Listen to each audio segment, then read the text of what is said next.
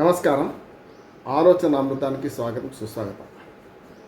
Pharma city versus future city వివాదం కొనసాగుతుంది.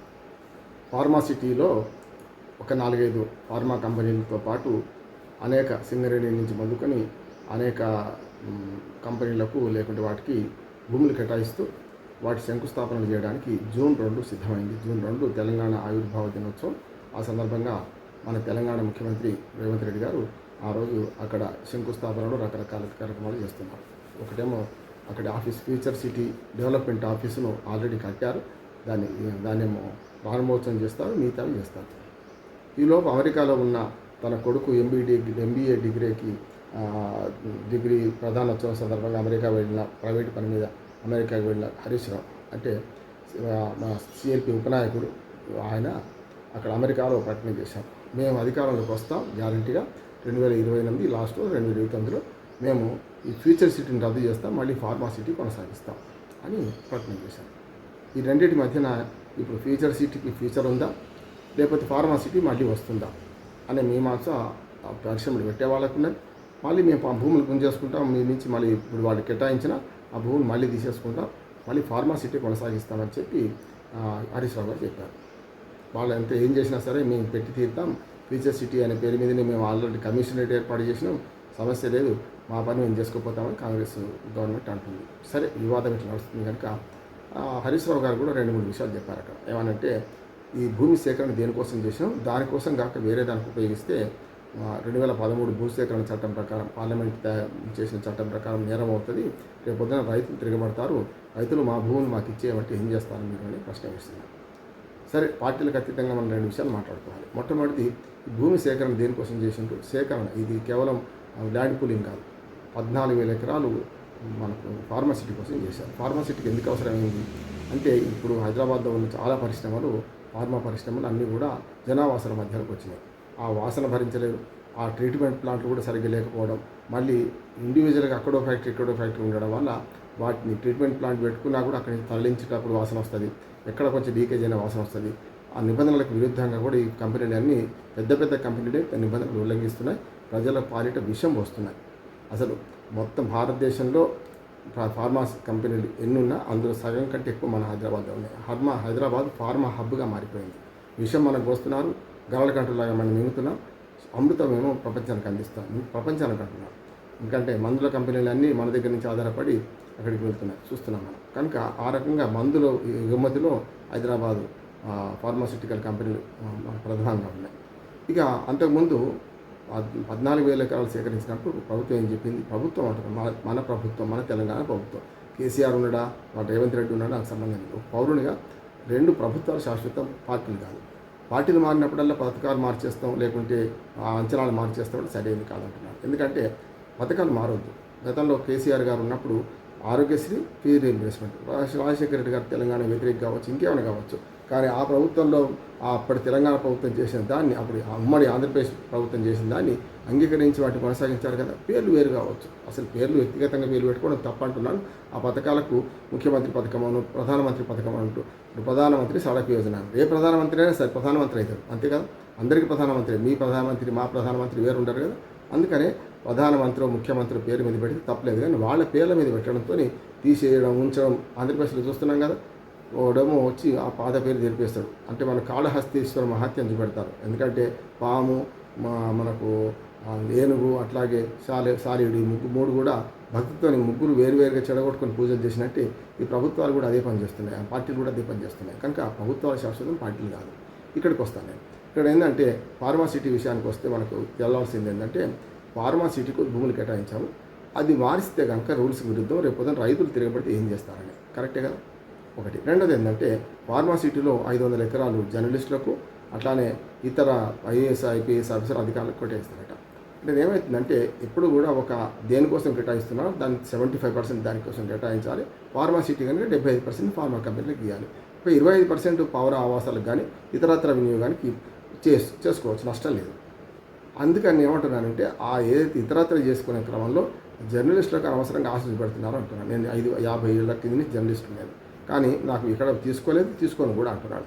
హైదరాబాద్లో పేటు బషీరాబాద్ పోలీస్ స్టేషన్ పరిధిలో దగ్గరనే, ఆ పేటు బషీరాబాద్లో జర్నలిస్టులు గతంలో కేటాయించారు, 10-12 ఏళ్ళు ఉమ్మడి ఆంధ్రప్రదేశ్లో కేటాయించారు.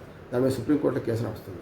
రేపు పొద్దున మీరు ఫార్మాసిటీలో భూముల ఆశకు ఎవరైనా జర్నలిస్టులు దీనికి ఆశపడి సరే ఫార్మాసిటీ మంచిది కాదు, ఇది ఫ్యూచర్ సిటీ మంచిది అని వార్తలు రాసినాం అనుకోండి, రేపు పొద్దున కష్టం అవుతుంది. ఎందుకంటే అది కూడా లొట్టపిట్ట పెదవులకు నక్కాశ పడ్డట్టు అవుతుంది అంటున్నాను నేను. అంటే జర్నలిస్టులు నిష్పక్షపాతంగా వార్తలు రాసే క్రమంలో ఇటువంటి ప్రలోభాలు కూడా ప్రభుత్వాలు, ఏ ప్రభుత్వం ఇదంటే బీఆర్ఎస్ కూడా అదే పనిచేసింది, అంతకుముందు కూడా కాంగ్రెస్ అదే చేసింది, తెలుగుదేశం అదే చేసింది అంటున్నాను. స్పష్టంగా పార్టీలు ఇవన్నీ కూడా వాళ్ళ జిమ్మిక్కులు చేస్తుంటారు. మనం ఆ ట్రాప్లో పడొద్దు అంటున్నాను. ఇవాళ 500 ఎకరాల్లో వీళ్ళకి ఇస్తా అంటున్నారు కదా. నా డిమాండ్ ఏంటంటే ఫస్ట్ ఫార్మాసిటీకి కేటాయించింది ఫార్మాసిటీ ఉండనియండి. ప్రభుత్వం మారినంత మాత్రం విధానం మారాలి కాదంటే, ప్రయారిటీస్ మారుతాయి కాదంటే. కానీ ఒకదానికి కేటాయించిన భూములు ఇంకోదానికి కేటాయిస్తే మరి రైతులు ఏమనుకోవాలి? కనుక ఈ 500 ఎకరాలను అధికారులకు జర్నలిస్టులకు అంటే ఎవరైతే భూములు కోల్పోయిన రైతులు, ల్యాండ్ పూలింగ్ కాదు, ల్యాండ్ అక్విజిషన్ చట్ట ప్రకారం వాళ్లకు రిహాబిటేషన్ అక్కడనే కల్పించాలి. కనుక వాళ్లకు కనీసం 250 నుంచి 500 గజాల చొప్పున వాళ్ళు భూమి కోల్పోయిన దాన్ని బట్టి వాళ్ళకి కేటాయించాలి. ఈ జర్నలిస్టులకు కానీ లేకపోతే అధికారులకు అంతకంటే అవసరం లేదంటున్నారు. ఒకటి ఫార్మాసిటీని అట్లాగే ఉంచాలి. ఫార్మాసిటీ ఎందుకు ఉంచాలంటున్నానంటే గతంలో చూసాం మనం, ఈ అక్కడక్కడ స్టాటిల్గా ఉన్న పరిశ్రమలు ఏంటంటే ట్రీట్మెంట్ ప్లాంట్ పెట్టుకోవడం కష్టమవుతుంది. అందరూ కలిసి ఇప్పుడు దోమల నిర్మూలనకు నగరం అంతా పట్టణం అంతా కొట్టాల్సింది బంధు, ఒక్క ఇంటికి కొడితే లాభం లేదు. అందుకని ఇది కూడా అంతే, వాళ్ళకు నిబంధనలు పాటించాలంటే వాళ్ళకి అవసరమైన ట్రీట్మెంట్ ప్లాంట్తో సహా అత్యాధునికమైన జీరో పొల్యూషన్ పరిశ్రమ స్థాపించాలంటే భూమి ఉండాలి, దానికి అవసరమైన మౌలిక వసతులు ఒకే దగ్గర కల్పించడం వీలవుతుంది. కనుక ఫార్మాసిటీ కరెక్ట్ అంటున్నారు. మరి ఫ్యూచర్ సిటీ ఏం చేద్దాం అంటే అది కావాలి ఇది కావాలి అంటున్నాను. ఫ్యూచర్ సిటీ కోసం ఇంకో 20,000 ఎకరాల భూమి సేకరిస్తారా, ల్యాండ్ పూలింగ్ చేస్తారా? 20,000 ఎకరాల ఫ్యూచర్ సిటీ చేస్తే ల్యాండ్ పూలింగ్ తీసుకోండి, సేకరణ అవుతుంది. గతంలో బీఆర్ఎస్ చేసిన తప్పేంది సేకరణ, అంటే వాళ్ళ వందల గంటల మీద మనమేమో రాజ్యం చేస్తున్నాం, తప్పంటున్నాడు. ఎప్పుడు కూడా ల్యాండ్ ఇచ్చే రైతుకి ఏమో నష్టమవుతుంది, భూమి యజమానికి ల్యాండ్ నష్టం అవుతుంది, ప్రజలు మిగతా వాళ్ళు అంటే కొవ్వొత్తులా కాలిపోవాల్సి వస్తుంది. అట్లా కాకుండా ఫ్యూచర్ సిటీకి మన గొడ్డుబోరి హైదరాబాద్ చుట్టూ చాలా భూములు ఉన్నాయి, ఎక్కడైనా 20,000 ఎకరాలు సేకరించండి. ఆ సేకరించిన భూముల్లో వాళ్ళకు సగం ఇచ్చేయండి, సగం మీరు తీసుకోండి. ఆ సగం ఏమో వాళ్ళకు ఆల్రెడీ జీవనోపాధి ఉంటుంది, అక్కడ ఫ్యూచర్ సిటీలో వాళ్ళ భాగస్వామ్యం ఉంటుంది, అక్కడ పెద్ద ఆకాశహారం వస్తే కింద కనీసం గుడిసెని వేసుకునే బతుకుతాడు అంటున్నాడు. ఇప్పుడు పెద్ద ఆకాశ హార్మాల పక్కన అందులో పనిచేసే పని మనుషులైతే కావాలి కదా, ఇక్కడ కూడా అంతే. కనీసం చిన్న వృత్తులు చేసుకోవడానికి కూడా మన ఫ్యూచర్ సిటీలో కావాలి. కనుక ఇది ఫార్మా కంపెనీకే ఉండనియండి, ఫార్మా కంపెనీలకే ఉండనియండి. ఇప్పటికే 4-5 కంపెనీలు కూడా శంకుస్థాపన చేస్తూ అంటుండేళ్ళు, అది మంచిది అంటున్నారు. ఫార్మా సిటీగా ఉండనియండి. దాంతోపాటు ఫ్యూచర్ సిటీ వేరే దగ్గర కట్టి 20,000-30,000 ఎకరాలు తీసుకోండి. అలా రోడ్లు అనుభవంగా ఎకరానికి 1000 చొప్పున మనకు గతంలో ఇక్కడ మనకి ఎక్స్పెరిమెంట్ కూడా ఉన్నది, అది సక్సెస్ అయింది కూడా. మన భగాయత్ భూముల్లో మూసీ నది పక్కన ఉన్న నాగోల్ దగ్గర ఉన్న భగాయత్ భూముల్లో ఇదివరకు కాంగ్రెస్ ఒక ఆదర్శం అంటున్నాడు. కాంగ్రెస్ ప్రభుత్వం సేకరించింది కదా భూముల్ని, ఏం సేకరించింది? భూమి అంతా సేకరించలే, ల్యాండ్ పూలింగ్ కింద ఏం చేసింది, ఎకరం తీసుకుంటే 1000 గజాలు ఇచ్చేసింది వాళ్ళకు. అంటే ఎకరంలో 1000 గజాలేమో రోడ్డుకి ఇట్లా పోతుంది, ఒక 2,000 గజాలేమో వాళ్ళకి మిగులుతుంది, 1000 గజాలు వీళ్ళకి ఇచ్చేసింది. అంటే డెవలప్డ్ ల్యాండ్ 60, 80, 100, 120 ఫీట్ల రోడ్లు తీసేసి మనం నాగోల్ బ్రిడ్జ్ దాటుతుంటే ఇటుపక్క అటుపక్క మనం కనపడతాయి ప్లాట్లు చేసి. కనుక మెట్రోకి తీసుకున్నప్పుడు ల్యాండ్ పూలింగ్ కింద ఎట్లా తీసుకున్నారు, ఇక్కడ కూడా ఫార్మాసిటీ భూములు ఫార్మాసిటీకి అట్లా ఉండనిచ్చి గత ప్రభుత్వం చేసిందా, ప్రభుత్వాలు శాశ్వతంగా ఏ ప్రభుత్వం చేస్తేంది, కనుక దాన్ని అట్లా ఉండనిచ్చి ఫ్యూచర్ సిటీ ఒక కళ రేవంత్ రెడ్డి గారికి స్పష్టంగా ఆయన ఫ్యూచర్ డెవలప్మెంట్కి అవసరమే అంటున్నాడు. ఒక సైబర్ సిటీ తెలుగుదేశం అధినేత చంద్రబాబు నాయుడు గారి ఇట్లలో ఇది ఫ్యూచర్ సిటీ రేవంత్ రెడ్డికి ఒక కళ అనుకుందాం, అది తీర్చుకోండి, ఎవరు వద్దన్నారు. అది ఆశ కూడా లక్ష్యం ఉండాల్సి మనిషికి. తెలంగాణ ముఖ్యమంత్రిగా ఎవరేం చేసి ఉన్నాడు దానికి ఆటోమేటిక్గా ఫ్యూచర్ సిటీ ఎవరిది అంటే మన రేవంత్ రెడ్డి గారిది అని చెప్తారు కదా. రైతు బంధు ఎవరిది అంటే కేసీఆర్ గారు అని చెప్తారు కదా. ఆ ట్యాంక్ బండి మీద విగ్రహాలు ఎవరు పెట్టించారా, మన బుద్ధుని విగ్రహం ఎవరు పెట్టిందంటే ఎవరైనా తెలుగుదేశం పార్టీ కాదు ఎన్టీ రామారావు పేరు చెప్తారు కదా. నేనేమంటున్నాను, మీరు చేసిన పనులు శాశ్వతంగా ఉంటాయి అంటున్నాను. అందుకని నాకు చేసే పనులు ఏందో మీ హాయంలో నేను కొత్తది మొదలుపెట్టి చేస్తా అనుకోండి, పాతదాన్ని జడగొట్టడం, పాతదాన్ని ఇచ్చగొట్టడం, ఇల్లు ఇప్పి పందిరి వేయకండి, పందిరి ఇప్పి ఇల్లు వేయండి అంటున్నాను. అందుకనే ఇక్కడ మీరు ఇది చేస్తే బాగుంటుందన్న ఉద్దేశం. రేవంత్ రెడ్డి గారు నా సలహా ఏంటంటే హైదరాబాద్ చుట్టుపక్కల భూమికి కొదవ లేదు, ఎక్కడైనా సరే 20,000 ఎకరాలు సేకరించండి. దానిలో మీరున్న ఫ్యూచర్ సిటీకి అన్ని అవసరమైన హంగులు కల్పించండి. సేకరణ వద్ద భూమి ల్యాండ్ పూలింగ్ తీసుకోండి. ఆ 20లో 1/3 మొత్తం అంతా వసతులు సరిపోతుంది. ఆ మిగిలిన భూముల్లో కనీసం నేను చెప్పిన ఇది ఎకరానికి 1000 గజాలు మీరు ఇస్తుందంటే ఆటోమేటిక్గా డెవలప్డ్ ల్యాండ్ ఎవరైనా తీసుకుంటారు. అందులో భాగస్వామి అయితే ₹1 మనకు ప్రభుత్వం మీద భారం పడదు. ఇప్పుడు అమరావతికి కదా ఆంధ్రప్రదేశ్లో ఎట్లా సేకరించానో అట్లా సేకరించండి. 20 కాదు 30,000 ఎకరాలు సేకరించండి. బ్రహ్మాండమైన ఫ్యూచర్ సిటీ నిర్మించండి. ఆటోమేటిక్గా మీకు డెవలప్ అవుతుంది. ఉత్తర, తూర్పు, పడమర, ఉత్తర, దక్షిణం అంతా కూడా హైదరాబాద్ ఆక్టోపస్ లాగా పెరుగుతున్నది.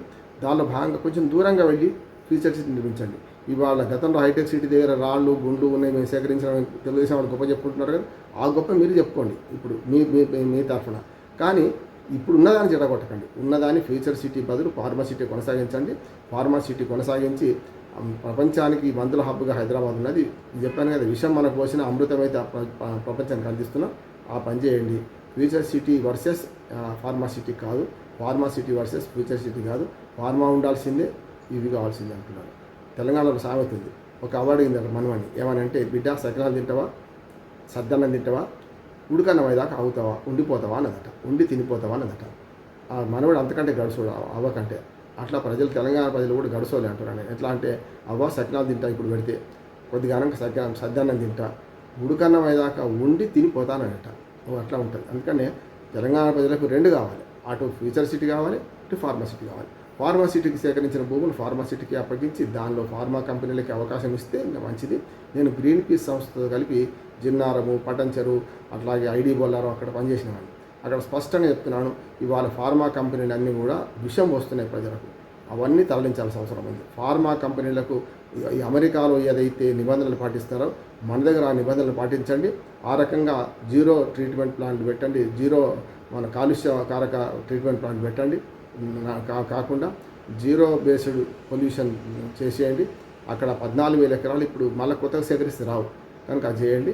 జర్నలిస్టులకును అధికారులకు ఇచ్చే బదులు రైతులకే కనీసం 250 నుంచి 500 గజాల భూమి ఇవ్వండి. వాళ్ళ భూమి కోల్పోయిన దాన్ని బట్టి వాళ్ళకి అక్కడ ఉపాధి దొరుకుతుంది, దాంతోపాటు వాళ్ళకి అక్కడ జీవనం వెళ్తుంది. ఆ పని చేయండి. దాంతోపాటు ఫ్యూచర్ సిటీ కోసం వేరేగా భూములు సేకరించండి. ఇది పోటీలు పెట్టుకొని మీ ఇద్దరు పోటీలు పడిందంటే ఆవులు కొట్టాడుకుంటే లేగదూడలు కాళ్ళు విరుగుతాయి. అట్లా చేయకుండా ఉండాలని కోరుకుంటూ, మీరు అధికారంలోకి వస్తారా నాకు సంబంధం లేదు. రేపు టీఆర్ఎస్ వస్తుందా, బీజేపీ వస్తుందా, మళ్ళీ కాంగ్రెస్ వస్తుందా సంబంధం లేదు. ఏ ప్రభుత్వం వచ్చినా గతకాలపు ప్రభుత్వ పథకాలను మంచివైతే అమలు చేయండి, చెడ్డవైతే తీసేయండి. కానీ ఫార్మా సిటీ మంచిదే కదా, మరి ఫ్యూచర్ సిటీ పేరు మీద అక్కడే ఎందుకు వేలు పెడుతున్నారు? కనుక ఫ్యూచర్ సిటీకి వేరే ప్రయత్నం చేయండి. దానికి అందరూ అంగీకరిస్తారు. రైతులు కూడా స్వచ్ఛందంగా భూమి ఇచ్చే పరిస్థితి ఎప్పుడు వస్తుందంటే వాళ్ళు ఆ పథకంలో భాగస్వాములై వాళ్ళకు కూడా లాభం ఉన్నప్పుడు చేయాలి. ఎప్పుడు కూడా ప్రభుత్వాలు ప్రతిపక్షాలు ఏం చేస్తున్నాయంటే జీరో సమ్ గేమ్ ఆడుతున్నాయి. నువ్వు ఓడిపోతే నేను గెలవాలి, నేను ఓడిపోతే మీరు గెలవాలి, అంతే. అట్లా కాదు, విన్ విన్ సొల్యూషన్. ఇద్దరు గెలిచేదైతే land pooling best, land acquisition కంటే ఆ పని చేసి ఫ్యూచర్ సిటీ తీసుకుందాం, ఫార్మా సిటీ కొనసాగిద్దామని నా అభిప్రాయం.